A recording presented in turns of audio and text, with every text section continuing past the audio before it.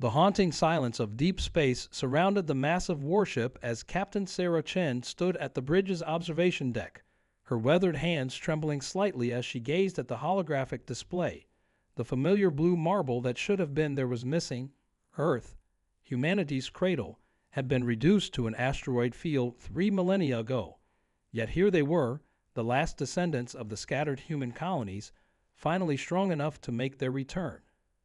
Captain, we're detecting multiple quantum signatures matching Galactic Council vessels, Lieutenant David Harper reported, his voice tight with barely contained emotion. The bridge crew collectively held their breath. They all knew the stories, passed down through generations, tales of how the Council had deemed humanity too aggressive, too unpredictable to join their ranks. Instead of diplomatic solutions, they chose extinction. But they had made one crucial mistake. They hadn't found all of humanity's colony ships. Deep in the unexplored arms of distant galaxies, the survivors rebuilt, evolved, and waited. Sarah's great-grandmother used to tell her stories of their hidden civilization, of how they developed technologies that even the Council couldn't imagine, fueled by an unwavering desire to one day return home. Multiple incoming transmissions, Captain, the communications officer announced. The Council they're requesting to open a dialogue. A bitter smile crossed Sarah's face as she remembered the historical footage of Earth's final moments, when the Council had ignored humanity's own pleas for mercy. The massive fleet behind her ship represented 3,000 years of preparation, not for mindless revenge, but for justice. Their ships contained not just weapons, but the means to restore their homeworld. Ancient Earth DNA banks, terraforming technology, and something the Council feared most, humanity's undying spirit. Put them through, Sarah commanded, straightening her uniform. The holographic display flickered, revealing the familiar crystalline features of a Council elder. Their species hadn't changed at all in 3 millennia, still viewing the galaxy through the same narrow lens that had led them to destroy Earth. Humans, the elder's translated voice carried a note of disbelief. You were supposed to be extinct. The casual dismissal of their entire species near genocide made Sarah's blood boil, but she maintained her composure. They weren't the savages the Council had painted them to be. We're not here for the revenge you fear, Sarah replied, her voice steady. We're here to show you how wrong you were about us, about humanity. With a gesture, she activated a secondary display showing the remarkable achievements of their rebuilt civilization, peaceful colonies, revolutionary medical technology shared freely with other species, and diplomatic relations with races the Council had deemed too primitive to contact. The elder's crystalline features shifted in what might have been confusion. Then why bring a fleet of this magnitude? Behind their words lay 3,000 years of guilt, fear, and prejudice.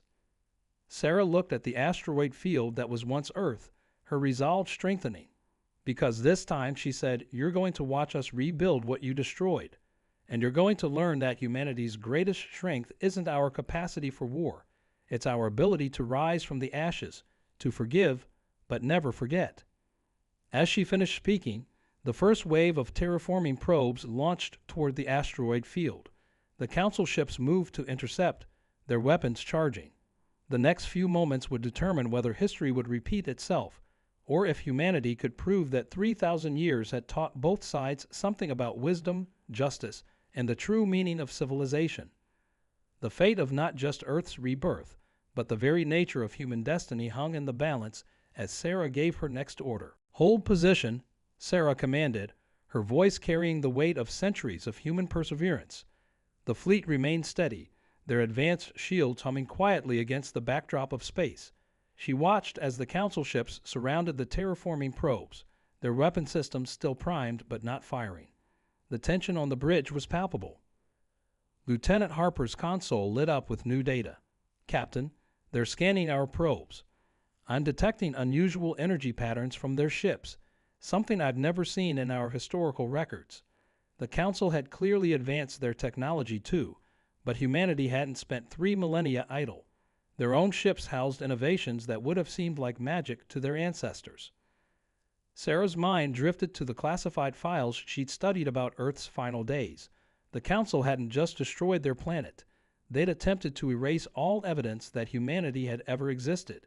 Ancient monuments, underwater cities, even the bases on Mars and Luna, all wiped away in a systematic campaign of extinction. But they couldn't erase the memories carried by the colony ships that escaped. The Elder's image flickered back onto the screen. Your terraforming technology. It's unlike anything we've encountered. There was a note of something new in their voice. Not quite fear, not quite respect, but perhaps the beginning of understanding. Our analysis shows it could actually succeed in reforming the planetary matter. We've had 3,000 years to perfect it, Sarah replied, allowing a touch of pride to color her words. While you were busy maintaining your galactic order, we were building, learning, and growing. We didn't just survive, we thrived. She nodded to her science officer, who transmitted additional data to the council ships. The information showed the successful terraforming of 12 previously uninhabitable worlds, each now home to thriving ecosystems and peaceful multi-species populations. It was humanity's answer to the Council's assumption that they could only destroy. This is who we really are, Sarah continued. Not the savage species you judged us to be, but builders, creators, explorers. Suddenly, alarms blared across the bridge.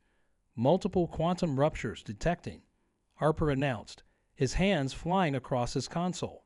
New council ships emerging. The space around them lit up as dozens of additional vessels materialized, their designs more aggressive than the diplomatic vessels they'd first encountered. Sarah's tactical display updated, showing they were now outnumbered 2-1. The Elder's expression remained unreadable, but their next words carried a hint of regret. You must understand, Captain, the decision made 3,000 years ago wasn't unanimous. There are factions within the Council who still believe humanity represents a threat to galactic stability. The terraforming probes continued their work, already beginning to gather the scattered remnants of Earth. Sarah watched as microscopic fragments of their homeworld began to coalesce, drawn together by fields of energy humanity had discovered in their exile. It was beautiful, like watching the birth of a planet in reverse. Your weapons are charged, Sarah observed, but you haven't fired. After 3,000 years, even you must have questions about whether the right choice was made. She stepped closer to the holographic display, her voice carrying the strength of countless generations who had dreamed of this moment. We're offering you a chance to witness something unprecedented, not just the rebirth of a world, but the possibility of redemption. The bridge fell silent as more council ships emerged from quantum space. The next few minutes would reveal whether humanity's return would mark the beginning of a new understanding, or if history was doomed to repeat itself in a cycle of fear and destruction. The holographic display flickered with increasing quantum disturbances as more council ships continued to emerge from hyperspace. Sarah watched as the terraforming probes worked tirelessly, piece by piece reconstructing the scattered remains of Earth. It was like watching time itself flow backwards, a dance of matter and energy that represented humanity's greatest achievement. We're detecting energy buildups in the new council vessels, Harper reported, his voice steady despite the tension. Their weapons are different from the older models. They're using something new. The tactical display highlighted several of the newly arrived ships, their hull configurations suggesting they were designed for planetary bombardment. History threatened to repeat itself. The Elder's image remained on screen, their crystalline features shifting in what Sarah had learned to recognize as internal conflict. Captain Chen, you don't understand. The faction arriving now. They're led by those who orchestrated Earth's destruction. They've held power for millennia based on the belief that their actions saved the galaxy from human aggression. Sarah's hands gripped the command rail tighter, her knuckles white. The bridge crew watched as the terraforming process reached a crucial stage. The first landmass was beginning to take shape from the asteroid field. It was barely the size of Australia, but it was undeniably Earth material, responding to the encoded geological memories contained within their probes. Look at what we're creating, Sarah gestured to the forming continent. Your faction claimed we would bring chaos to the galaxy. Instead, we're bringing life back to the dead. Your own scans confirm our terraforming technology could transform barren worlds across the galaxy into habitable planets. Is that the work of a species that deserves extinction? Suddenly, warning alerts blazed across every console. Multiple targeting locks from the new arrivals, Harper announced. They're positioning for a full bombardment pattern. The newly arrived council ships were moving to surround the forming landmass, their weapons charging with an energy signature that looked disturbingly similar to the one that had shattered Earth 3,000 years ago. But Sarah had anticipated this moment. With a subtle hand signal to her tactical officer, she activated their hidden advantage. Throughout the asteroid field, thousands of quantum beacons awakened, technology humanity had secretly planted over the past decade. Each beacon created a microbubble of altered spacetime, protecting the terraforming process. The elders' eyes widened as their scanners detected the network of quantum beacons. This technology, it's beyond anything in our records. How did you? Their voice trailed off as they realized the full implications. Humanity hadn't just survived. They had evolved far beyond the Council's expectations. 3,000 years is a long time to prepare, Sarah replied, her voice carrying the weight of generations. We knew this moment would come. The question is, what happens next? Will your faction leaders destroy Earth a second time, proving they haven't changed? Or will the Council finally face the truth about their own prejudices? The tactical display showed the opposing Council ships moving into attack formation. The Elders' faction seemed caught between the two sides, their ships holding position as the terraform process continued. In the growing landmass below, the first oceans were beginning to form, carrying the genetic memories of Earth's ancient seas. Sarah took a deep breath, knowing her next words could determine the fate of not just Earth's rebirth, but the future relationship between humanity and the Galactic Council. As she opened her mouth to speak, the hostile Council ships fired their first warning shot, a blast of energy that rippled against one of the quantum beacons, creating a spectacular display of light and power that illuminated the new-worn continent below. The warning shot dissipated against the quantum beacon, creating a cascade of energy that illuminated the growing landmass below. But instead of the expected destructive interference, something extraordinary happened. The energy from the Council's weapons merged with the terraform field, accidentally accelerating the reconstruction process. New continents began forming at twice the previous rate. Captain. Harper's voice carried a mix of awe and urgency. Their weapon signature.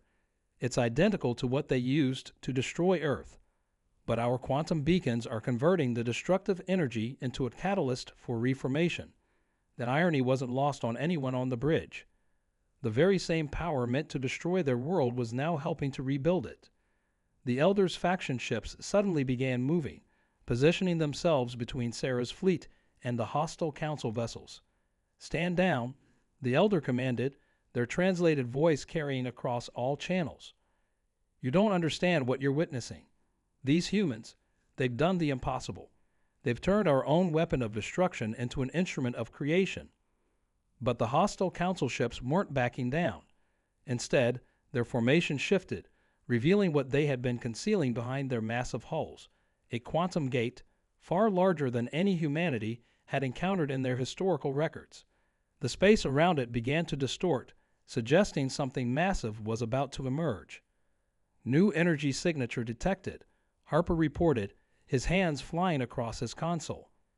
It's similar to the quantum beacons, but the power readings are off the charts. They're bringing something through from another dimension. The bridge crew watched in stunned silence as the gate pulsed with blinding light. Sarah's tactical display updated with new information from their long-range scanners. What emerged from the gate wasn't just another Council ship. It was a piece of Earth itself, a massive chunk of the planet's core that had been torn away during the original destruction and preserved in quantum stasis for 3,000 years. Now you understand. A new voice broke through their communications, harsh and cold. A different Council elder appeared on screen, their crystalline features darker and more angular. We didn't just destroy Earth. We kept its heart as insurance against this very day. Its core still pulses with the original geological memories. If we destabilize it, your terraforming process will collapse. But Sarah allowed herself a small smile. This was the moment her people had prepared for across 30 centuries of exile. With a subtle nod to her science officer, she activated their final contingency. Throughout the partially reformed Earth, thousands of dormant seeds awakened, quantum-engineered organisms designed to resonate with the planet's original core frequency.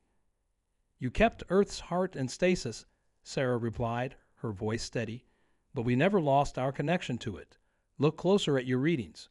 The core isn't just responding to your containment field anymore. It's singing to its children."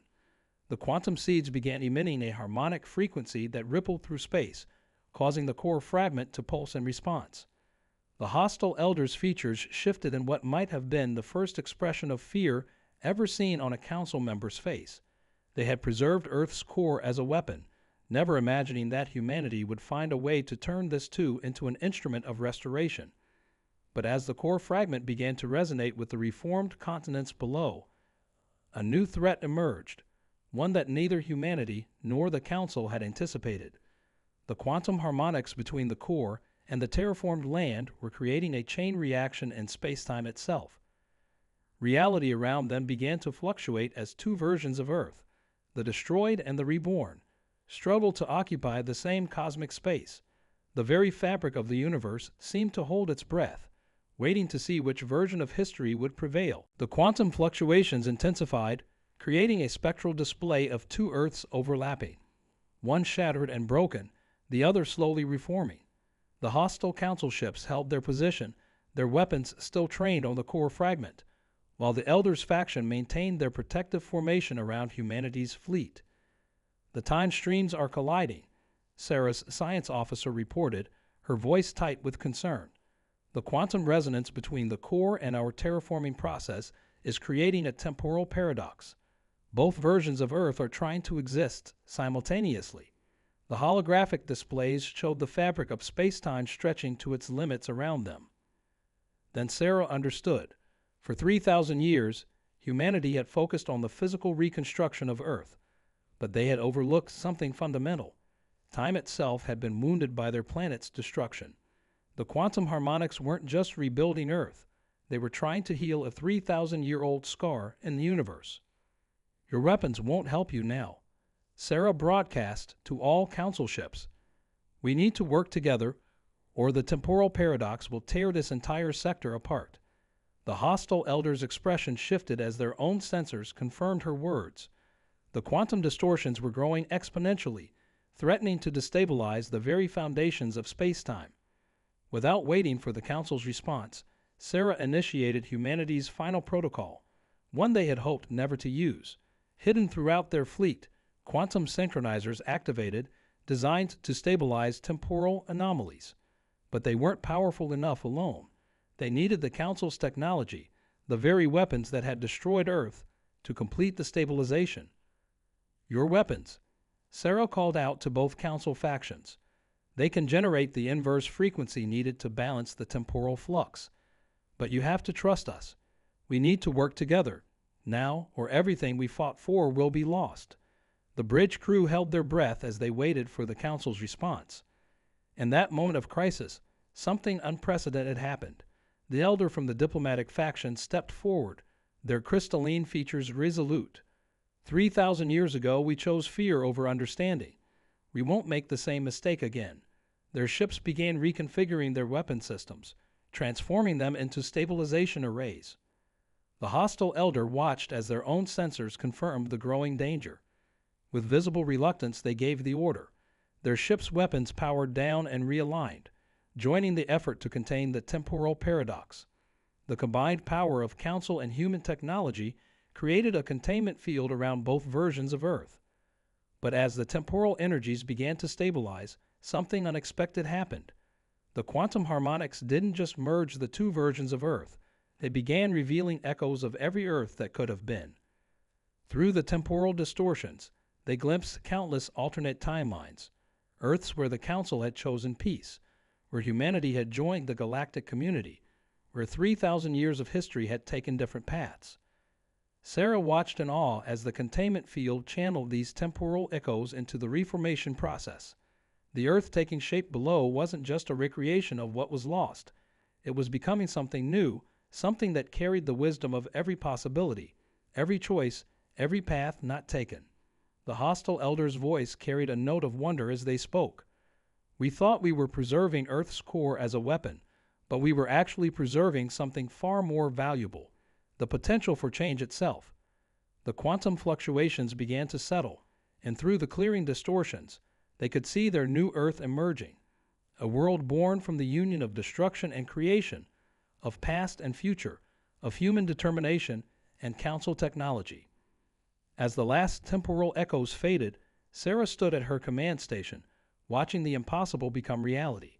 The Earth below was whole again, but it carried within it something unprecedented, the memory of every choice that had led to this moment, and the promise of a future that neither humanity nor the Council could have imagined alone. The newly reformed Earth hung before them like a jewel, its continents a mosaic of both familiar and altered geography.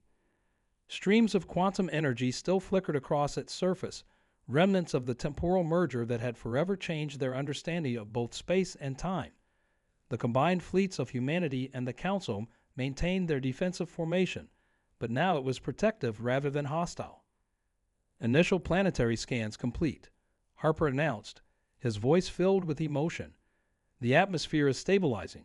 The oceans, they're carrying genetic memories from every timeline we glimpsed. Life is already beginning to emerge, adapted from the combined wisdom of countless possible Earths. The bridge crew watched in amazement as the first weather patterns began forming in the new atmosphere.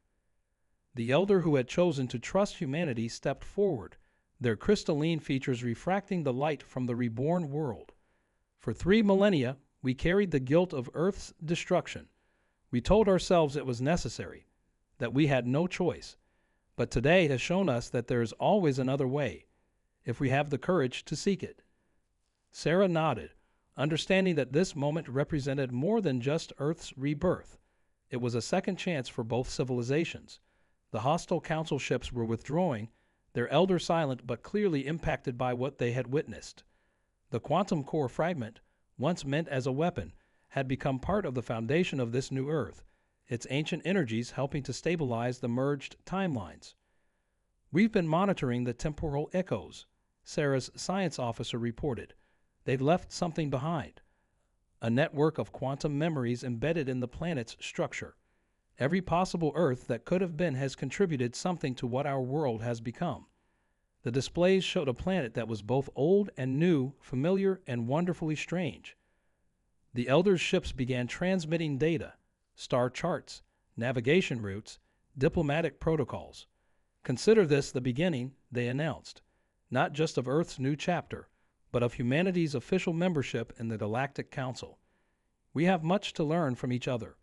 After 3,000 years, the barriers between their civilizations were finally falling. Sarah looked at her crew, seeing in their eyes the same mix of triumph and humility that she felt.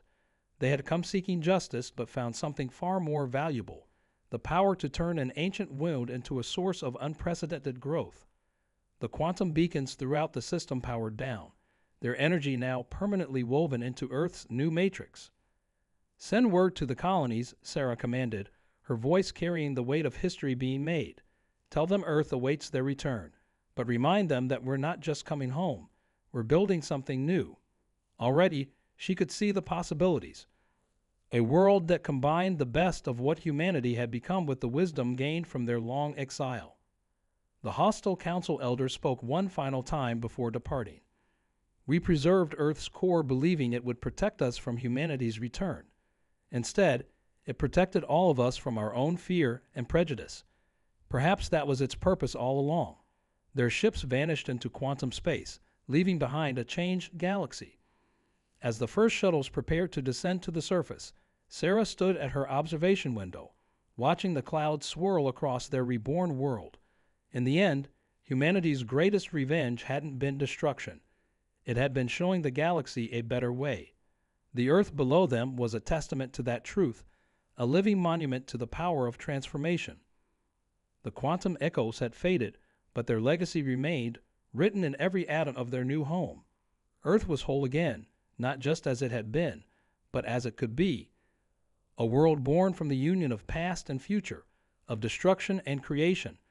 of revenge transformed into redemption, and as the first rays of their ancient sun touched the fresh oceans below, Sarah knew that this wasn't just an ending, it was a beginning.